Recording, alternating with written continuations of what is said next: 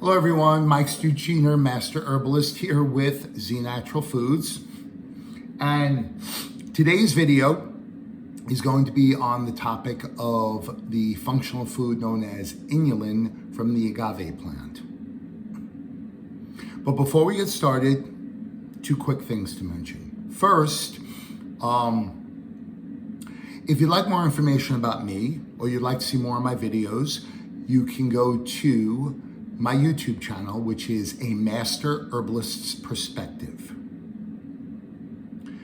Also, if you'd like more videos about Z Natural Food products, or if you'd like to read the many articles and product descriptions I've written, please go to znaturalfoods.com. Next is our medical disclaimer.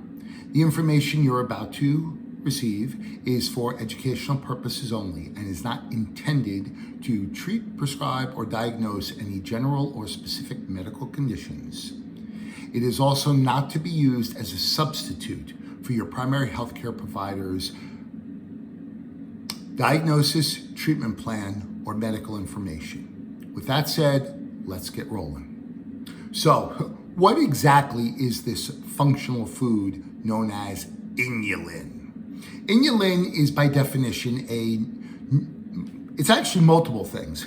It's a nutritive sweetener, it's a prebiotic soluble fiber, and it's a naturally occurring short-chain polysaccharide found in many plants. What the hell is a short-chain polysaccharide? Well, it's a carbohydrate whose molecules consist of many sugar molecules bound together. According to the Department of Agriculture, a nutritive sweetener is a caloric sweetener that provides energy in the form of carbohydrates. Some foods containing inulin are agave, chicory, artichoke onions, garlic, leeks, dandelion roots, and bananas. More specifically, inulin belongs to what is known as a fructan group of polysaccharides, serving as a form of carbohydrate storage in plants. Inulin is known to reduce the energy or caloric density of foods and is used as a functional food to enrich foods with fiber to replace the sugar and the fat content in there. It is a type of fructooligosaccharide, or what you might also have heard of as FOS, composed of indigestible short fructose chains.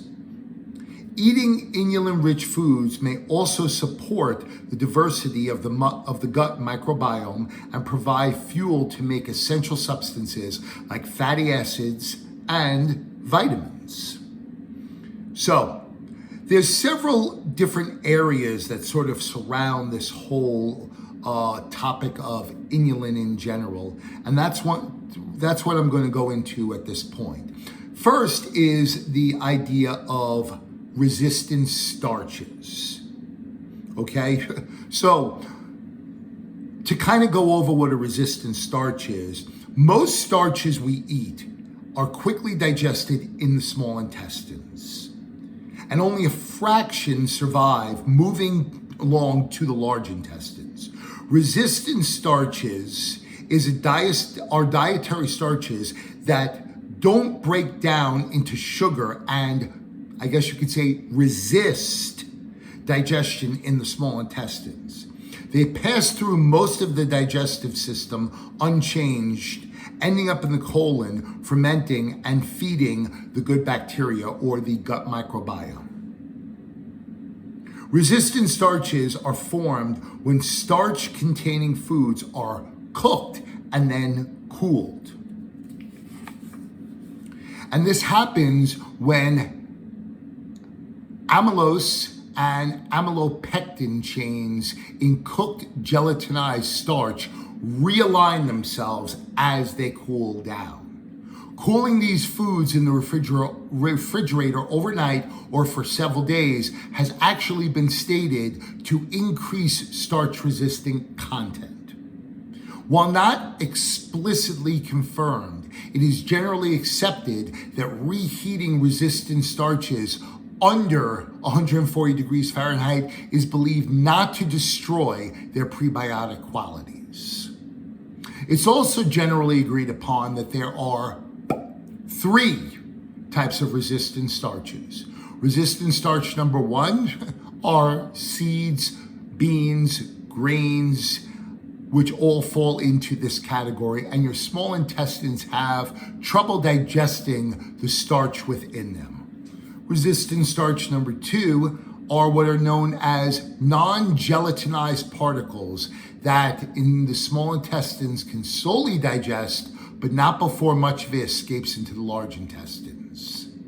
This category generally tends to include green bananas, raw potatoes, and specific types of corn. And resistant starch 3 is the type that is cooked in water until fully hydrated. And the starch moves to the water and reforms into structures that are difficult to digest after they have been cooled down.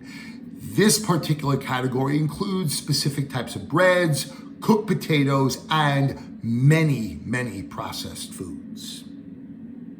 A review titled Resistant Starches for the Management of Metabolic Disease looked at preliminary animal studies and human clinical trials discussing the effects of resistant starches on specific metabolic conditions, and the following data was summarized.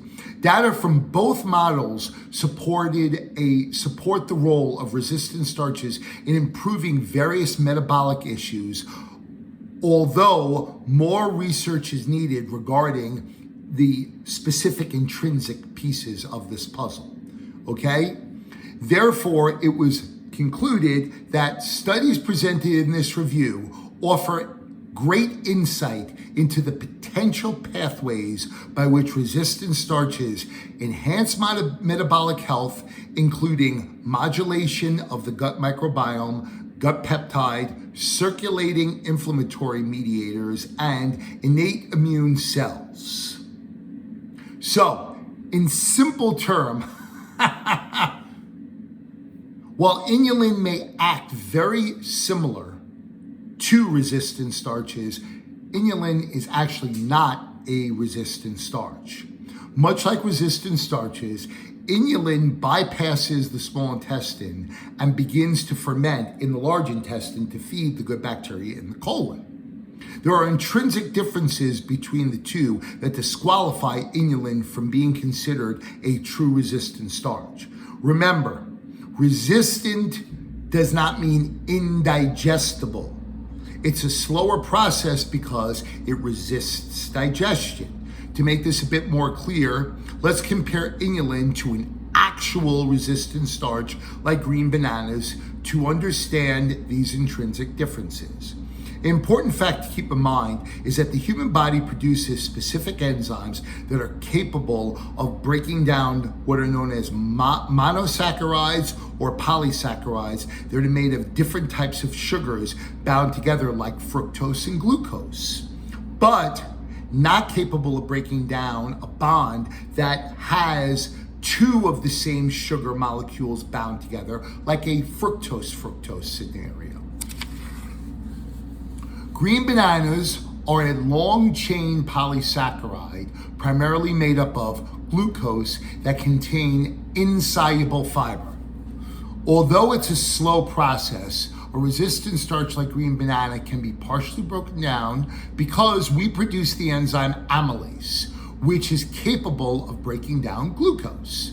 On the other hand, because inulin is an undigestible short-chain polysaccharide containing soluble fiber and, again, is a fructose bound sugar molecule, we don't have the enzymes, or I should say we don't naturally produce the enzymes to break them down. Therefore, in the end, inulin is not considered a resistant starch.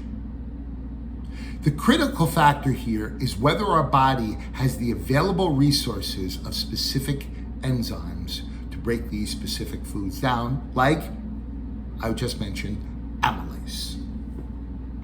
Next is discussing the concept of the microbiome and specifically prebiotics. The International Scientific Association for Probiotic and Prebiotics defines a prebiotic as, and I quote, a substrate that is selectively utilized by host microorganisms conferring a health benefit. In simple terms, they are selected fermented carbohydrates that bring specific changes in composition and activity to the gut microflora, resulting in health benefits to the host. That's us. We're the host. To be considered a prebiotic, dietary carbohydrates must do 3 things. 1, resist gastric acidity, gastrointestinal enzymes, and absorption. 2, get fermented by the intestinal probiotic microflora. And number 3 is selectively stimulate the growth and activity of probiotics.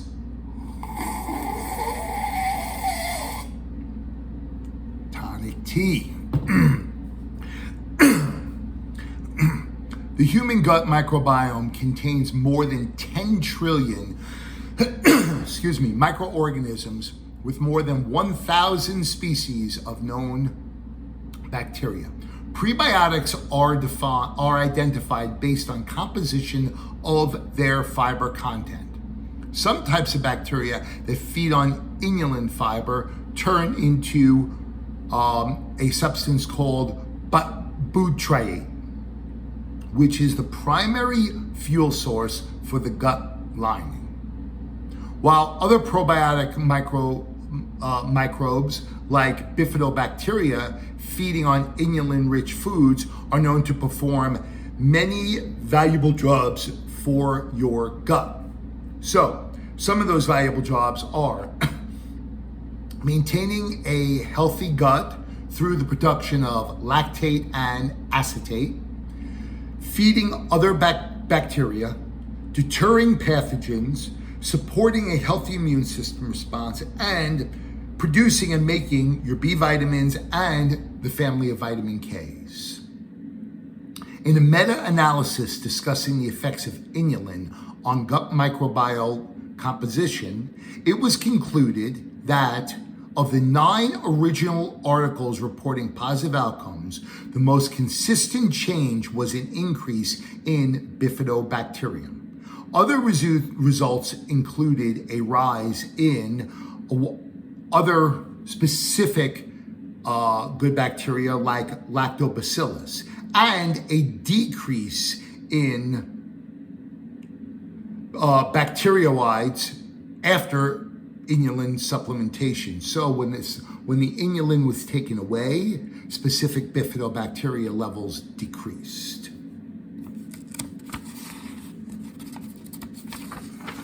In another randomized control trial looking at the safety and efficacy of inulin supplementation in infant formulas, it was concluded that 0.08 grams supplemented baby formula during the first 4 months of life is safe and effective at promoting a gut microbiome closer to that of breastfeeding with a trend towards higher bifidobacterium. So that's a big one right there, folks. Finally, inulin is actually a sweetener with a very novel component to it.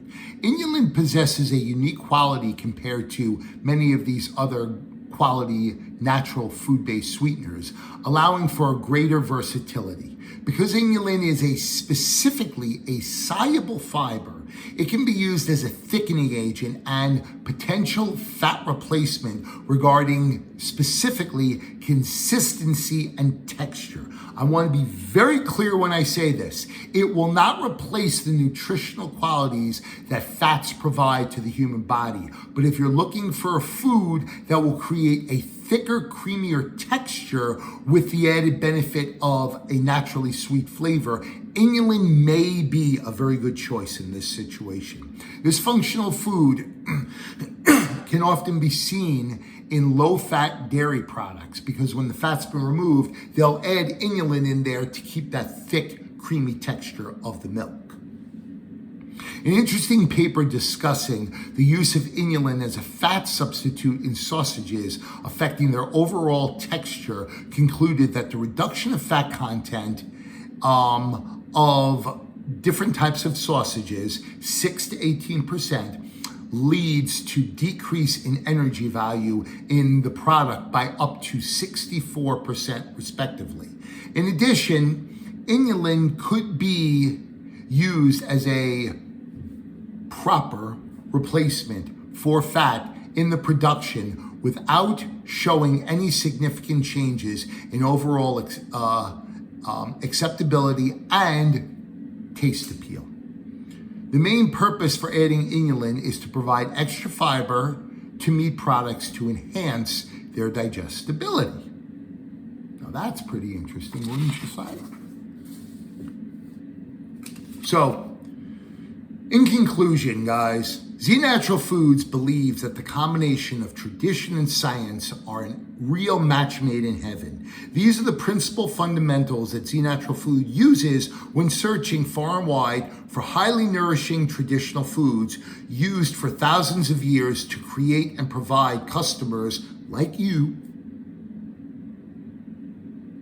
with products that allow for optimal versatility and limitless applications.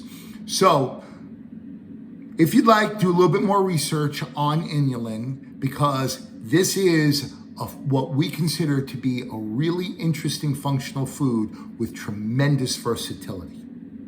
This is Mike Stuchiner, Master Herbalist with Z Natural Foods, signing out. I'll see you next time.